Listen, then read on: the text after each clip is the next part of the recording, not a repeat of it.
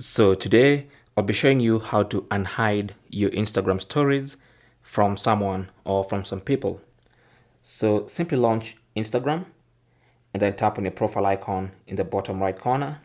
That takes you to your profile page, and then tap on the three-line button in the top right corner and select settings and privacy. Under settings and privacy, if you scroll down, you should see the option called hide story and live. Tap on that.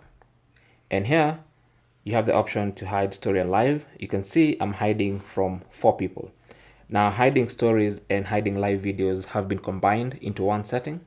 So if you tap on here, you can actually see the people you're hiding your stories from. So if you want to unhide, you can just uncheck that little circle next to their name. Maybe I want to unhide from that one and that one and that one as well.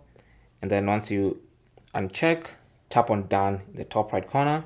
And from now on, whenever you post an Instagram story, those people will now be able to see Instagram stories from your account moving forward. Now, this will not work retrospectively. So if you had already posted an Instagram story before unhiding from someone, then they're still not going to be able to see those Instagram stories. Thanks for watching. Comments and questions down below, and good luck.